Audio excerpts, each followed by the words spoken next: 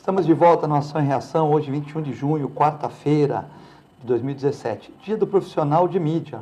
Então, todos os profissionais aqui da TV Com, Amanda, o Reale, a Gisele, a Cris, a Daiane, o Will, a dona Joana do café. Eu esqueci de alguém agora aqui. Esqueci de alguém falar, mas daqui a pouco eu vou lembrar. Eu esqueci de alguém, o Will, a Reale, Amanda, Daiane. Bom, enfim, daqui a pouco a gente lembra, mas todos aqui da TV Com, das nossas co-irmãs, né? Hoje eu tive uma reunião da caminhada que vai acontecer dia 2 de julho, que é um domingo. Você que tem seu cachorro, prepare seu cachorro direitinho. Vamos lá, não sujando a cidade, jogando o lixo onde tem que ser jogado, até para que a caminhada se perpetue. E tivemos uma reunião na TV Tribuna, onde eu fui muito bem atendido, né? E o nosso irmão aí, o Roberto Santini, na reunião de 30 pessoas, tirou eu e meu irmão da reunião no final, mostrou toda a TV Tribuna, um avanço, né? Nossa co-irmã Tribuna, que a gente sempre fala aqui.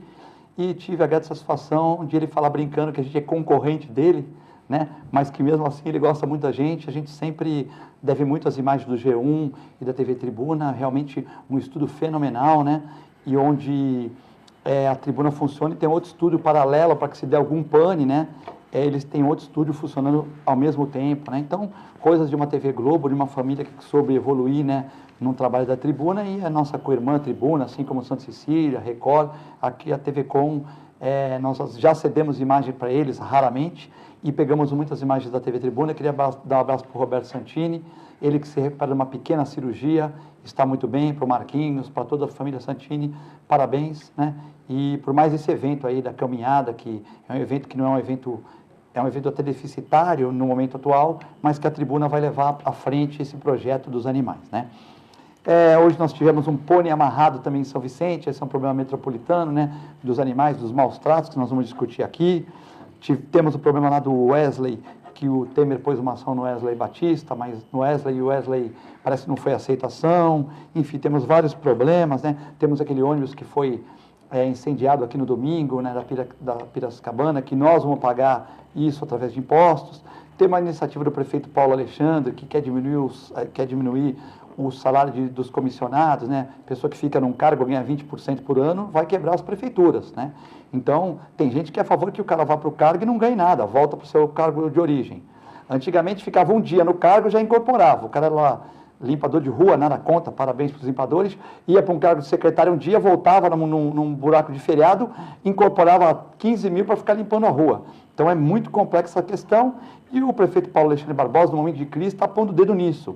É uma medida impopular com o servidor público, sim, mas se não fizer isso vai quebrar as prefeituras, né? Então tem gente, estava vendo o programa agora da 102.1 e eles estavam falando que acreditam, o Márcio Calves, o Nicolau, que tinha que ser zero. Vai para o cargo, quando voltar, volta com o salário como na nossa profissão normal. Se eu fosse um dia secretário, eu vou. Quando eu voltar, eu volto com o salário da minha clínica, né? Então, é uma coisa meio complexa essa questão, né? Mas hoje, para comentar esses assuntos, nós temos aqui o subsecretário de Estado, Edmur Mesquita, e o advogado criminalista, também comentarista aqui no nosso programa, o Armando de Matos Júnior. Como hoje é dia ímpar, né, eu vou começar pela minha esquerda, né, sem detrimento a ninguém, então eu queria que o Armando fizesse os comentários iniciais e agradecer a sua participação hoje. Eu que agradeço, Filete, a todos, ao seu convite, e agradeço também a oportunidade de estar ao lado aqui do Edmur Mesquita, a pessoa que eu admiro há muitos anos, acompanho o seu trabalho e sei da sua seriedade. Obrigado. Então é um prazer, nós vamos comentar nesse período muito pequeno, né, que nós temos aqui, praticamente 1 hora, mas vamos falar de assuntos nacionais e da nossa região também. Muito obrigado pelo convite. Também o subsecretário de Estado, essa pessoa simpática, Edmur Mesquita, né, que é uma pessoa que não tem mancha na carreira política. Hoje é muito difícil o político não ter uma mancha, né? Às vezes a mancha, o cara pode falar que eu chutei uma senhorazinha aí na rua, é uma mentira, eu trato bem todo mundo, mas aí sai até eu provar que não, é uma coisa, nem todas as acusações são corretas, mas o Edmur nunca teve uma acusação, uma mancha, né, na sua história política, e hoje em dia é raro isso, né? Então a gente tem o grato prazer de receber o Edmur Mesquita aqui. Bem, Filete, quero cumprimentá-lo, dizer da alegria de estar aqui mais uma vez ao seu lado, participando, portanto, desse programa importante de comunicação direta com a sociedade para tratar dos assuntos que sejam naturalmente de interesse e que estejam na linha da expectativa dos moradores da região metropolitana da Baixada Santista.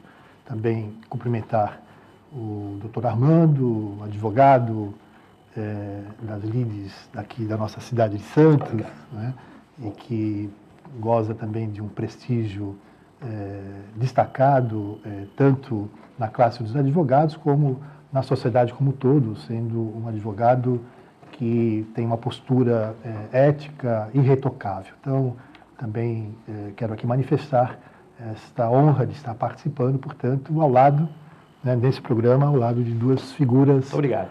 Para usar uma expressão dos causídicos, né, proeminentes da nossa cidade. Né? Bom, agradecemos tal. Eu esqueci de falar da Vitória. Quando a gente enumera, o Edmur sabe bem disso, o Armando, que eles fazem um discurso, quando a gente enumera, a gente tem o risco de esquecer. É a Vitória que eu esqueci, da equipe da TV Com, né? Então, parabéns para a equipe da TV Com no Dia do Profissional de Mídia. Eu estive falando agora com a Fernanda Vanucci, elogiei todos pelo profissionalismo aqui da TV Com, que é uma TV pequena, mas que assim, até as TVs grandes, como a nossa co-irmã Globo, sabe dos nossos programas e brincou comigo que eu sou concorrente no horário, né? Mas quem é a gente para concorrer com a Globo, né? Mas temos nosso público, cada um com a sua fatia, né? Bom, Edmur, muitas pessoas de Cubatão, elas assistem ao nosso programa, né? E quando o Macaé vem aqui, o Cirino, eles comentam de assuntos de Cubatão, da região. E o prefeito de Ademário, que é do PSDB, né? Ele que encontra dificuldades na cidade, fechou o hospital, a questão da Cursan, que ele também tem que fechar, porque ele quer fazer tudo certinho nos contratos, então, enfim. E ele, publicamente, né, talvez sem consultar os cardeais do PSDB, comentou que o VLT devia passar por Cubatão, onde está a fase 2 de Santos. E o governador Geraldo Alckmin, né, no uso das suas funções, comentou que não, que nós vamos fazer a fase 2 para Santos. E eu entendo que o VLT, Santos, as pessoas, às vezes, tem muitas pessoas que choram muito, né? Mas eu entendo que o VLT foi um avanço enorme para Santos, né? Demorou, tudo bem, tudo demora, teve problema ali na frente do Mendes Convention, tal, aquela confusão, tal, mas saiu, né? O governador podia colocar em Campinas, Ribeirão Preto, Avaré, São José do Rio Preto, mas colocou em Santos. Então, eu entendo que o VLT é um avanço para a cidade, né? Então, eu defendi o VLT e o traçado, porque muita gente achava que o traçado era errado. Eu falei, qualquer traçado que você colocar, meu querido, vai ser errado. Se você colocar da praia para o centro, vão falar que o centro já está estagnado, que teria que ligar as duas cidades. Então, se Jesus Cristo viesse na Terra e fizesse um traçado, não ia agradar a todos. Se o Filete fizesse traçado, não ia agradar a todos, tal. E eu nessa bancada aqui, no TV Com Debates, tal, às vezes a única voz, no painel, antigo painel real, a única voz discordante. Quando todos falavam que o traçado era errado, eu falava, é o traçado inicial, não existe traçado certo. O certo é quando pega da sua casa e leva você para o ponto do seu trabalho, se não é errado. Mas eu entendo que o traçado é certo. E tomei muitas críticas em debates, mas continuo afirmando que ligou São Vicente a Santos. Agora, os traçados vão vir, o BRT, enfim, aí a gente tá. O Mourão quer fazer o BRT lá, e Cubatão pede o VLT. O que você acha dessa questão? Bem, é importante destacar, um pouco puxando o fio da meada a esse respeito. A ideia da construção do veículo leve sobre trilho, do VLT, surgiu ainda quando Mário Covas era governador. Então, de fato, já faz algum tempo, né? O governador Montoro, Franco Montoro, e quando ele se elegeu em 1982, tomou posse em 83, ele criou o chamado TIM, que foi o Trem Intermetropolitano, que fazia justamente esse traçado, fazia esse percurso até São Vicente. E era, naturalmente, um modal que para a época foi muito importante. Passou o tempo, depois o TIM foi desativado, quando o Mário Covas assumiu o governo do estado de São Paulo, ele então apresentou a proposta da criação do veículo leve sobre trilho, portanto, o VLT. De lá para cá, diversas decisões foram tomadas, mas tivemos também, infelizmente, algumas atuações do Ministério Público que acabaram amarrando, né, o andamento do projeto da construção do VLT, processo de licitação a respeito do traçado. Quando se comenta, por exemplo, que um dos motivos desse atraso foi o problema do traçado por conta do Mendes Convention Center, essa não é... É uma lenda urbana. É uma lenda urbana, não é uma verdade. É uma linguagem popular, eu sei da verdade, mas é uma linguagem popular, né? Até porque o que isso iria significar para o centro de convenções? Se passa de um lado ou se passa do outro? Isso é muito urbana, porque para ele, de qualquer jeito, valorizou o local dele. Mas ali é um centro de convenções, é valorizou, certo? Porque passa o VLT na frente dele, eu acho que valorizou. Mas não por isso, porque, de fato, o traçado já estabelecido anteriormente, não é, no projeto, para que esse projeto fosse realizado, primeiro, foi uma concorrência internacional. Segundo, claro que levou em consideração os aspectos técnicos, eminentemente técnicos, né? Você faz uma licitação como essa, dessa envergadura, um investimento como esse, né?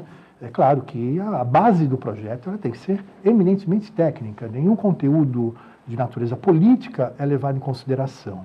O fato é que, apesar da demora, claro, todos nós concordamos, mas em função desses descompassos que ocorreram nesse percurso, o fato é que o VLT hoje é uma realidade, é um modal absolutamente moderno, né, com ar-condicionado, a tarifa socialmente justa, enfim, liga duas cidades importantíssimas, não é? São Vicente a Santos, e agora nós vamos pensar daqui a pouco na expansão do VLT. Faltam as integrações, na expansão do VLT. Faltam as integrações com os modais de ônibus, né? Faltam essas integrações. Claro, mas é um modal importante. Um modal importantíssimo, né?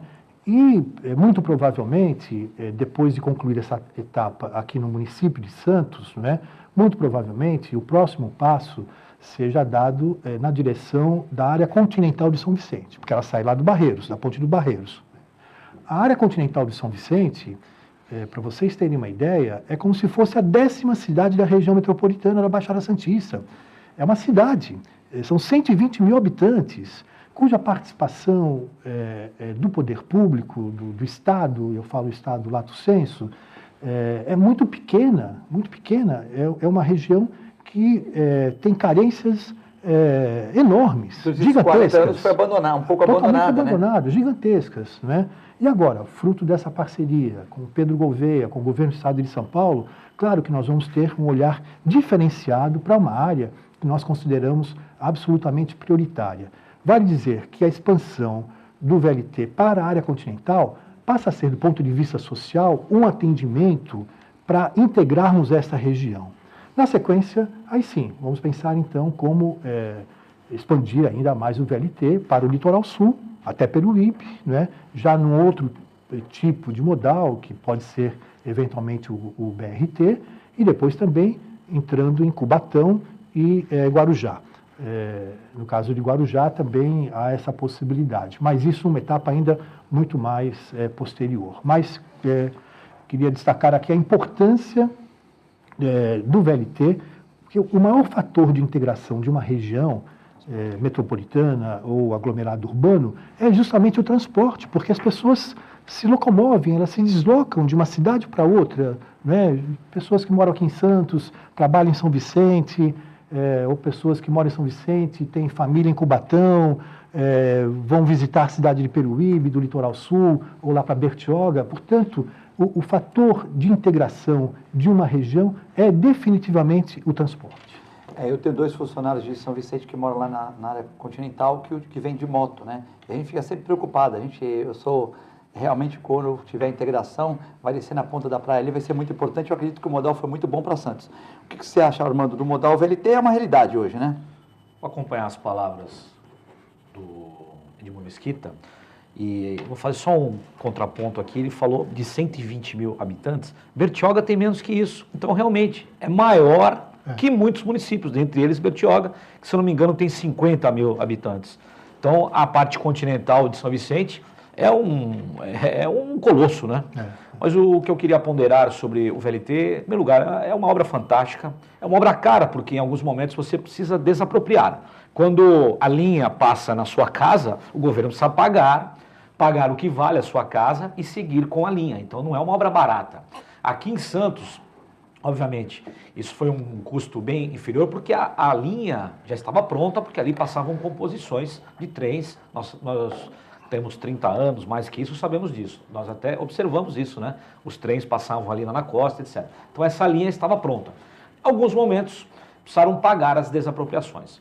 Mas, levando isso para outros países, a Europa, a maioria, diria a totalidade dos países europeus, existem, não sei se chama VLT, mas é um trem pequeno que serve à população e é valorizado aquele morador que tem a sua casa e o seu trabalho perto do VLT. É que o santista não se atentou ainda a isso. O santista que hoje mora próximo de uma estação do VLT, ele tem o seu imóvel valorizado, porque ele tem um transporte fácil. É óbvio, não se constrói isso do dia para a noite. Como o metrô em São Paulo também, depois de anos, estão construindo até hoje o metrô. Ela não para e não vai parar nunca. Então é uma malha muito grande, mas cada composição tira inúmeros carros de circulação.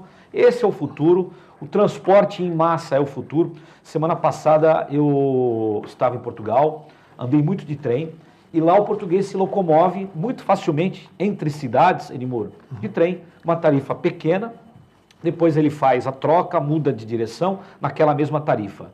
Então o futuro é esse. Em primeiro lugar, poluição, acidente e tirarmos veículos das estradas e das cidades. Esse é o futuro. Bom, nós temos o nosso telefone 99711-5545. Você pode passar um WhatsApp aqui, pergunta para o secretário de Edmur, para o nosso advogado criminalista aí, o Armando de Mato Júnior, ou também críticas, sugestões para o programa, né? Armando, nós tivemos um problema com o nosso presidente Temer, né, que está em viagem para a Rússia, na União Soviética, desculpa, e ele lá falou que o Brasil tem uma crise passageira, que algumas pessoas estão, mas que a economia está indo razoavelmente bem, que algumas pessoas querem pôr problemas. E ele fez uma queixa-crime contra o Wesley Batista, que diz que ele é o maior pistoleiro do país, pior que o Lula, que tem entradas no Porto e outras regiões. Parece que essa queixa-crime do presidente Temer, que é um constitucionalista, tá, um advogado que tem livros escritos, parece que essa queixa-crime não foi aceita, é isso? Exatamente. O presidente Michel Temer ele é procurador de Estado, aposentado, jurista, escritor de livros sobre direito constitucional, uma obra muito famosa entre aqueles que estudam direito constitucional. Mas o que aconteceu ali, para falar assim o português bem claro, vai dar pano para manga. Por quê? Uma queixa-crime que ele impetrou contra esse Wesley. E o juiz não aceitou. Obviamente, isso cabe recurso, mas eu entendo que ele fez mais isso como um ato de defesa. Saiu uma matéria grande, muito polêmica, todos nós sabemos dela, e eu entendo que ele fez isso para se defender. Só que existe um detalhe. O juiz entendeu, o juiz que não recepcionou a queixa-crime, disse o seguinte, está dentro da Constituição, ele fez uma crítica e mais, ele já fez uma delação premiada, Wesley fez uma delação, aliás, ele não, os dois irmãos fizeram uma delação premiada, e nesse documento já consta essas acusações. Então o juiz entendeu que o fato seria mais uma defesa dele e não recepcionou a queixa-crime. Isso cabe defesa para a segunda instância. Não sei se lá em Brasília como funciona a organização, se é um colégio recursal, eu não sei exatamente como lá funciona, mas cabe recurso. Mas obviamente que ele vai tentar buscar a responsabilidade desses dois irmãos. Edmur, você que é um dos cardeais aí do PSDB, né? O PSDB ficou em base de apoio com o Temer para a questão de governabilidade, né? Mas tivemos problemas aí com o Aécio, né, que foi quase um presidente da República, tudo, embora o seu grupo seja o grupo do governador Alckmin, onde tem uma certa tranquilidade nessa parte, né? Mas como é que você vê essas acusações para o PSDB nacional? Para o PSDB nacional, questão do Aécio Neves, que era uma esperança aí de um país melhor, né, tal, e de repente essas queixas. Lógico que isso foge do governo do Estado de São Paulo, mas pega no presidente do partido, né? Claro que todos estamos preocupados com os rumos do país. O Brasil vive hoje, Filete e Armando, um colapso de natureza ética, moral, política, algo nunca visto, né, sem precedentes na história da República. Sem precedentes. Não quero aqui nem me ater à crise que foi produzida pelos governos do PT, pelo Lula, pela Dilma, abstendo de fazer esse tipo de avaliação. Mas o fato é que é uma sucessão, né, de desvios de recursos públicos, né, de desvios de conduta, de verdadeiros criminosos que assaltaram o bolso dos contribuintes brasileiros. nós não podemos, Filete, sob pena de sermos condenados pela história, relativizar essa questão que diz respeito à questão ética, à conduta do servidor público. Não podemos, em hipótese alguma. Nos resignarmos com isto significa que nós estamos endossando o que está acontecendo no país. A minha postura, a minha posição, que foi de natureza pública, inclusive, a respeito da participação do PSDB no governo Temer, foi no sentido de que nós não deveríamos fazer parte desse governo. Pela sua ilegitimidade. A sua participação, né? A sua participação. A participação do PSDB no governo. Não Sim, a sua ideia era essa. O meu posicionamento foi esse. E que acabou sendo também do Tasso Gereissati, que é o atual presidente nacional do PSDB. Amigo, inclusive. Que também o posicionamento do presidente Fernando Henrique Cardoso. Vocês foram votos vencidos no partido no geral, né? Isso, claro. Agora, reconheço que uma coisa é você integrar o governo, né? Então, se discute, integra ou não integra. Outra coisa vem a ser a chamada política de governabilidade, né? Que diz respeito às reformas que estão sendo apresentadas pelo presidente da República, né? Quer dizer, o PSDB, claro, contribuiria para o país, pensando no país, né? De maneira muito efetiva, na medida que construa pontes para aprovação dessas reformas. Aquilo que é de interesse da sociedade brasileira, o PSDB não vai se negar a apoiar, tá certo? Então, vamos discutir a reforma trabalhista, a reforma previdenciária, a reforma eleitoral, aquilo que for ao encontro, né, das expectativas da sociedade, de demandas que são, inclusive, antigas, né? Claro que o PSDB irá apoiá-las. Agora, isso não implica necessariamente na participação do PSDB no governo. Um governo contaminado por todos esses problemas, cada dia que passa é uma denúncia a mais que envolve o presidente da República, né? E isso não é só com relação à JBS, ao Odebrecht, ao AS, é aqui na nossa casa, aqui em Santos, no Porto de Santos, que é algo antigo.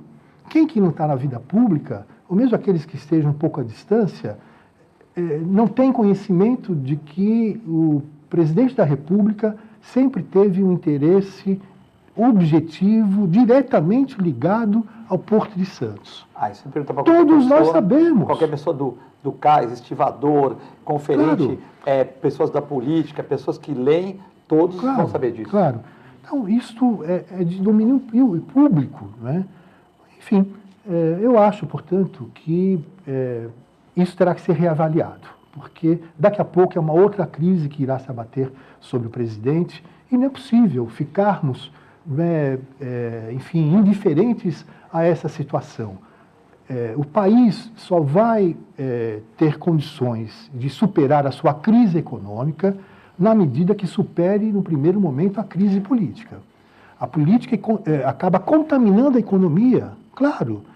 Vocês devem se recordar um pouco esse processo, guarda uma certa semelhança com o período do Sarney, né? Esse governo está se tornando uma sarneyização, em última análise.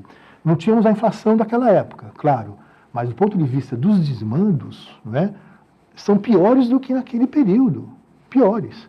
Um governo também que carecia de legitimidade, né, foi vice, falecimento do Tancredo Neves, assumiu o Sarney e, infelizmente, acabou dando um péssimo exemplo para o país. E é o que está acontecendo, infelizmente, nesse momento com o atual governo. Penso que a saída para que a gente tenha alguma perspectiva de futuro, com um novo horizonte, tem que ser também pela via política. Democracia é assim, tá certo? As condições são políticas, né? O processo é político. Portanto, não existe alguém que venha com uma varinha de condão, uma mágica qualquer, e supere essa crise. Nós temos que ter hoje né, a possibilidade de encontrar, né, um agrupamento político, pessoas corretas, pessoas sérias, pessoas que tenham história construída, né, história que seja uma história irretocável, para que tenha essa condição de juntar as diversas pontas, né, e construir um processo de transição para o ano que vem termos eleições livres e, portanto, o povo indicar o seu futuro. Bacana, especialmente do Edmuro, que ele quer a limpeza desses entes políticos aí que só fazem maldade para o Brasil e deixam a nossa população sem serviços básicos, como saúde, educação, habitação. Mas eu vou questionar aqui o colega de bancada, o Edmuro, qual seria a saída? Seria eleições indiretas agora, para que nós ocupássemos esse espaço de 1 ano e pouco para o ano que vem, ou já faríamos eleição direta? A Constituição fala que nesse período precisaríamos de um interregno para que alguém, através de eleições indiretas, assumisse. Pergunto, essa é a pergunta agora, quem seria essa pessoa? Quem estaria talhado hoje para assumir o cargo nesse ano e pouco? Nós temos até o ano que vem para as próximas eleições gerais. Claro que se porventura o Temer sai do governo nesse período, né, ou se ele sofre um impeachment... Ou se ele renuncia. Ou se ele renuncia, o que a Constituição estabelece é que o Congresso Nacional passa a ser, portanto, o fórum de eleição para a presidência da República. Mas o que a gente tem definido de forma pública, né, e essa é a postura também do presidente Fernando Henrique Cardoso e de diversas lideranças importantes do PSDB, no sentido de que seja feito um movimento de convencimento ao próprio presidente da República, no sentido de que ele busque o caminho de um processo de entendimento, de negociação política, e ele renuncie. E com isso faça a convocação... Sabe por que eu acho que ele não vai renunciar? Sim, porque não, ele perde a prerrogativa de foro. Há uma saída jurídica e constitucional que seria a licença. Ele pede licença e não perde a prerrogativa de foro. Só que aí nós não teríamos eleição, nós teríamos o sucessor natural dele, que hoje seria o presidente da Câmara dos Deputados. Rodrigo Maia. Rodrigo Maia. Então, eu entendo, Edmuro, agora eu não estou nem discordando, é um entendimento meu. Ele não vai fazer isso porque ele sabe que no dia seguinte, ele cai nas mãos do Sérgio Moro.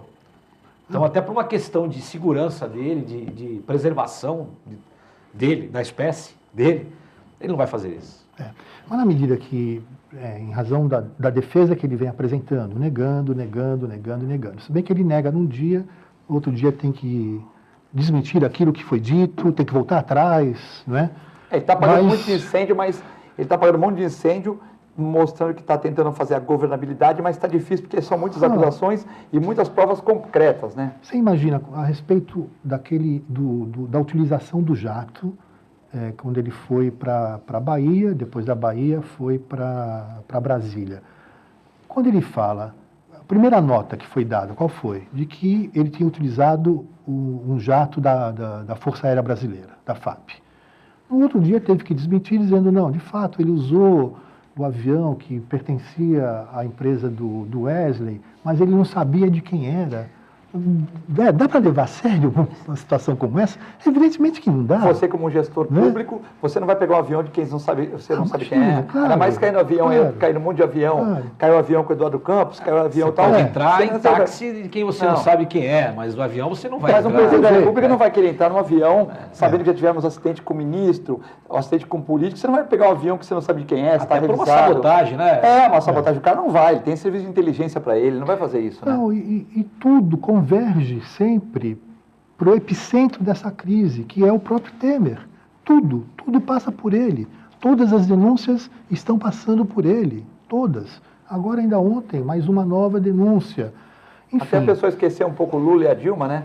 O Lula era a manchete, agora a manchete é o Temer. O Lula até que ficou um pouco esquecido. Em que pese que o julgamento do Tribunal Superior Eleitoral, do TSE, foi um julgamento que interessou tanto ao PT quanto ao PMDB. Né? Vocês devem ter notado, não houve ninguém do PT se manifestando contra aquele julgamento que estava sendo feito no TSE. Porque estavam juntos. Né? Já estavam Dilma, juntos, claro. Dilma Temer. Né? Porque com isso, se a chapa, portanto, tivesse o seu mandato suspenso, né? E os direitos políticos cassados. Os direitos políticos da Dilma ela pode sair estariam candidata, comprometidos. ela pode ser candidata né? amanhã. Se ela Exatamente. Ela pode ser claro. candidata a senadora, como foi o Claro. Collor. Senadora, prefeita, deputada federal, estadual, qualquer o que ela coisa. quiser. E ela é capaz de vereadora. entrar. Ela é capaz de entrar, porque tem o público do PT ainda, né? Grande. Então, vocês percebam que o PT e o PMDB são faces da mesma moeda. A mesma moeda. Né? Agora, acho que a pressão da sociedade, a pressão, né, daqueles que estão na atividade pública, pessoas honradas, no sentido de fazer com que o Temer enxergue esse cenário e tenha uma atitude que entre para a história. Entre para a história, independentemente até, Armando, de que amanhã ele, claro, saindo do governo, ele vai ter que responder. Sim. Né, junto à justiça de todas essas denúncias que estão sendo feitas. Perde o chamado foro privilegiado. Né? Mas, de qualquer maneira, também, ele terminando o governo, né, se for até o final dele, o mesmo pode acontecer. Saindo do governo, Sim. ele vai ter que responder por todas essas denúncias que estão sendo formuladas e fundamentadas. Então, era uma questão para entrar para a história do Brasil. Né? Olha, eu renuncio a favor do Brasil, porque não há um segmento que dê sustentação ao governo do Temer. Não há um segmento. Perdeu a sua base de sustentação da sociedade, perdeu a credibilidade, a legitimidade, e é um governo que enfiou o país numa crise que não há saída num cenário como esse que nós estamos vivendo. Nós vamos a um rápido break, você pode passar sua mensagem, já tem mensagem chegando aqui para o Edmur, para o doutor Armando, 99711-5545, aproveitando para cumprimentar a Bárbara Vieira, da GEM, que também está aqui nos nossos estúdios, né? Você se sinta participando da mesa aqui, a Bárbara que vem aqui dar uma cobertura também para o nosso programa. É muito rápido, já voltamos.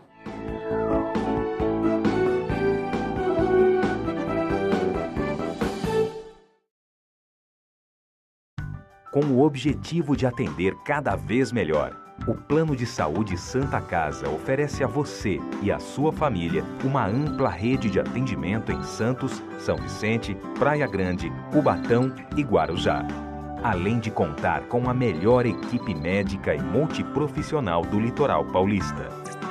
Plano de Saúde Santa Casa de Santos. O melhor atendimento em plano de saúde. 3226-6200. APO Planos Odontológicos Empresariais, cuidando da saúde bucal de seus funcionários, com mais de 200 dentistas credenciados e cobertura em todo o território nacional. Central de atendimento exclusiva, planos extensivos à família, controle de qualidade permanente e liberação online de vários procedimentos. Faça como as grandes empresas da região e contrate o plano de saúde empresarial da APO. Atendemos empresas a partir de 3 funcionários. Em Santos, ligue 2104-4000 ou acesse apoodonto.com.br. Sindicato dos Trabalhadores Municipais de Praia Grande, há mais de 20 anos levando aos seus associados planos de saúde e convênios, assistência odontológica e jurídica, curso de capacitação e outros benefícios, dando aos servidores melhores condições de trabalho e qualidade de vida. Para mais informações, acesse o site www.sindicatopraiagrande.org.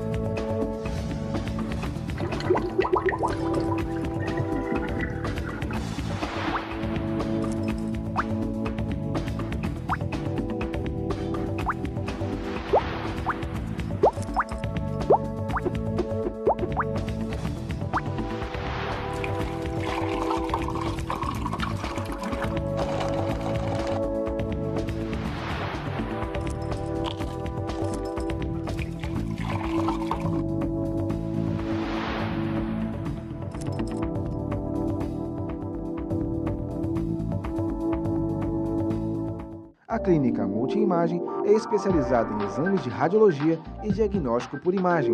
investindo continuamente em tecnologia e trazendo constantes inovações para proporcionar à comunidade médica e seus pacientes diagnósticos ainda mais precisos. Sua nova e moderna estrutura, aliada à tecnologia de ponta, juntamente com o corpo clínico especializado, tornam a clínica Multimagem um dos centros de diagnósticos por imagem mais avançado do estado de São Paulo. Entre em contato pelo telefone 3202-1250.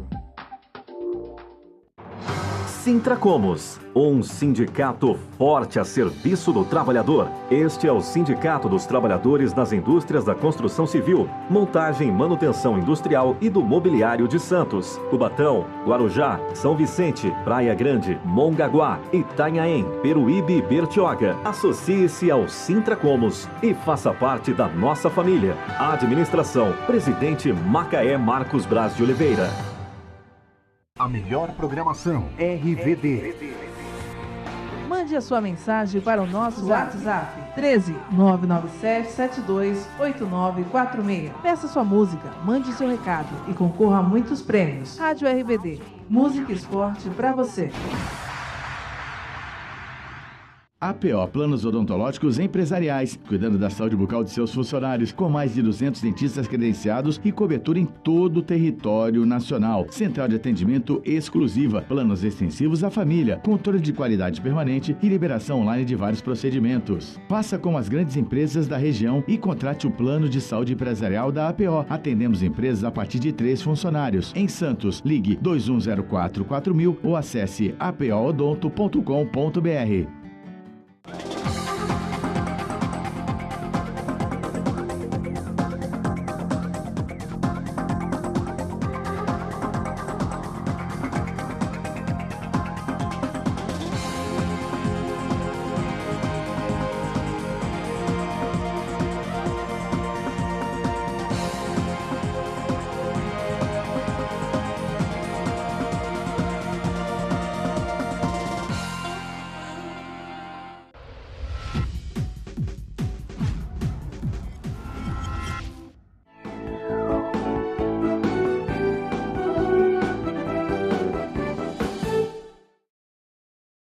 Estamos de volta no segundo bloco do Ação e Reação, dia 21 de julho, quarta-feira, dia do profissional da mídia, parabenizando todos eles novamente.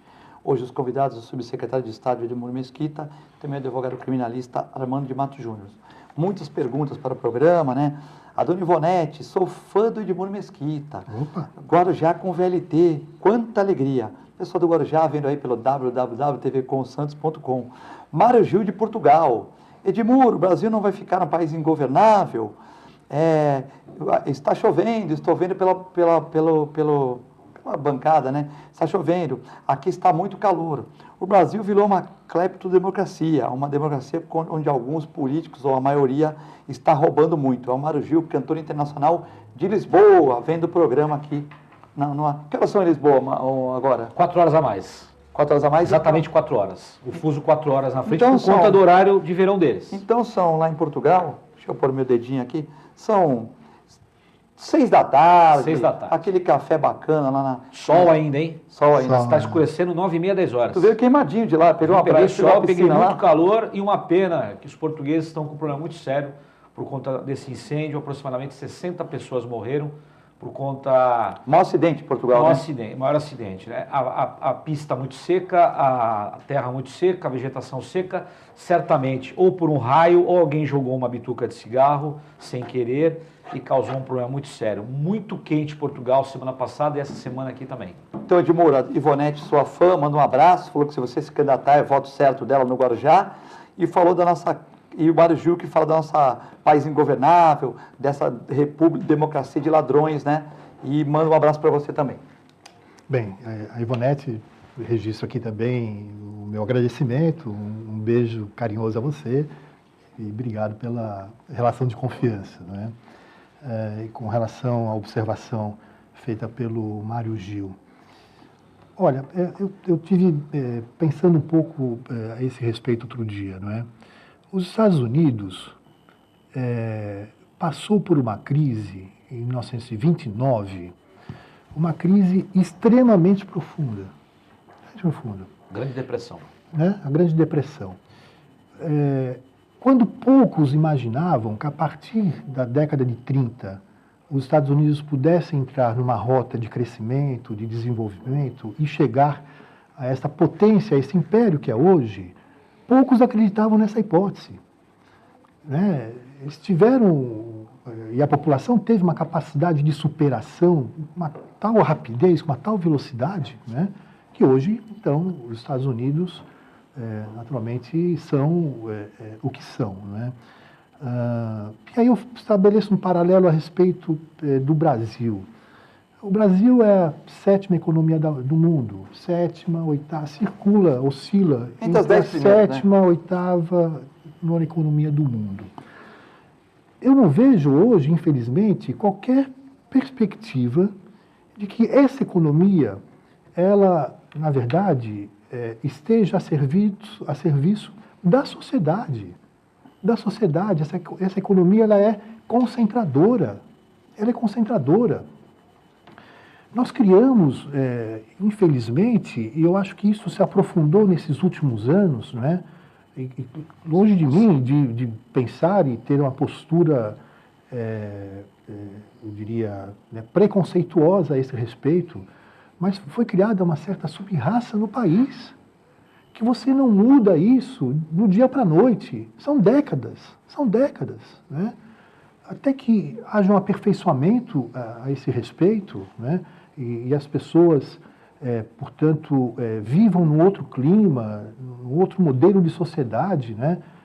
Tá aí a violência banal, algo, né? O Armando, o advogado que milita nessa área brilhantemente, né? O índice de violência banal, né? Quer dizer, as pessoas matam por matar, é algo impressionante no Brasil, algo impressionante, né? Aí o problema dos refugiados, ontem foi instituído pela ONU, foi comemorado o Dia Mundial dos Refugiados. Quantos refugiados nós não temos dentro do próprio país? Dentro do próprio Brasil não tem acesso à educação, não tem acesso à habitação, não tem acesso ao saneamento básico. Portanto, são pessoas que estão ao largo desses direitos que foram consagrados na Revolução Francesa. A Revolução Francesa, do chamado justnaturalismo, do direito natural, ou seja, as pessoas são portadoras de direitos independentemente de suas convicções religiosas, políticas e assim por diante. Né? Esses direitos básicos não estão consagrados no Brasil. Para fazermos essa transformação, claro, será de médio para longo prazo. De médio para longo prazo. Mas temos que dar o primeiro passo. E o primeiro passo agora passa a ser este, nessa conjuntura adversa que nós estamos vivendo. Nós temos que resgatar a credibilidade da sociedade nos agentes públicos. Quem cometeu crime tem que ser julgado e que, se for condenado, tem que cumprir a pena. Então, seja Aécio Neves, seja o Lula, seja quem quer que seja um empresário. Aliás, esse é um aspecto que eu acho, viu, Armando e Filete, que nós avançamos no Brasil. Porque a questão da corrupção no Brasil, ela é meio que endêmica, né?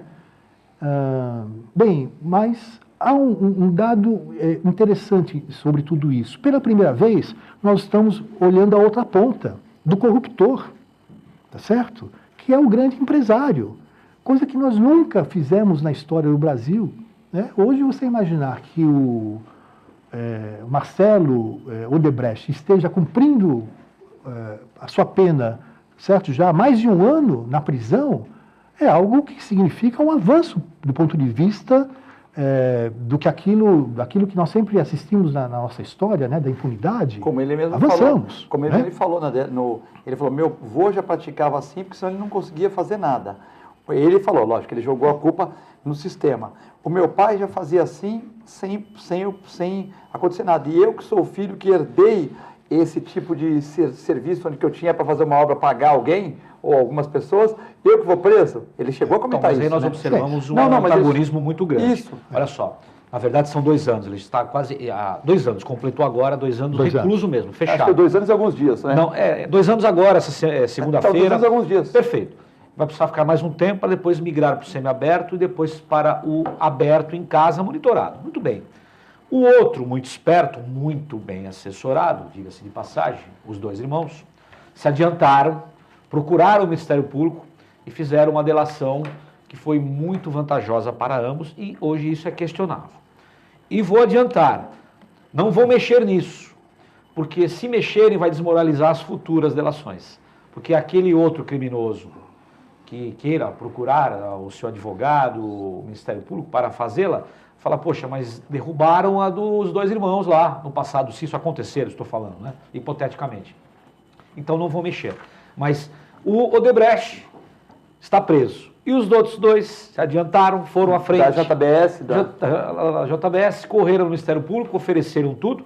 Antes disso, fizeram uma engrenagem, mexeram no tabuleiro do jogo de xadrez. Estão discutindo a multa, venderam seus ativos, venderam, tiraram para cá, transferiram para outros países. Ganharam dinheiro com o Estados dólar, Unidos, Holanda, ganharam muito dinheiro nessa operação. Então, olha só, isso prova, mais uma vez, é triste falar, mas é a verdade, que aquele que tem condição de constituir um bom advogado, de ter bons assessores, sai na frente.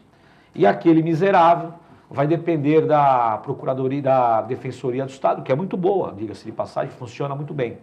E aqueles que não têm condição de constituir e pagar advogado ficam à margem, ficam com o problema. Então esse é um ponto que eu queria explorar. Mas esse, né, mas, Armando, foi certamente, é um avanço. Um avanço. Porque nunca se identificou a corrupção com as duas pontas. Tem o corruptor e o corrupto, tá certo? Hoje avançamos nisso. O primeiro caso foi o Paulo Salim Maluf, né? Há anos. Foi o primeiro grande político, grande que eu digo porque, de fato, foi um grande político, chegou a ser governador do Estado, etc. E ficou preso durante pouco tempo, ele e o filho dele. Agora foi condenado novamente. Foi condenado na França ontem também. Mas foi o grande político de grande envergadura que ficou preso. Daí para frente, outros casos aconteceram, mas é verdade. Agora, há uma diferença, porque o Maluf, quando foi prefeito de São Paulo, prefeito nomeado, governador nomeado de São Paulo na época da ditadura, o Maluf, ele tinha a turma dele. A corrupção era em função da turma dele, de 5, 6, 7, 8, 10 pessoas. Né? O que aconteceu no Brasil, hoje, né, no governo do PT, né, foi a corrupção sistêmica, orgânica, né, onde o Estado acabou, portanto, beneficiando esses grupos, né, e desde a época do mensalão. Desde a época do mensalão. Imaginar que o mensalão, que começou no governo do PT, no governo do Lula, aliás, ele responde a diversos inquéritos a esse respeito.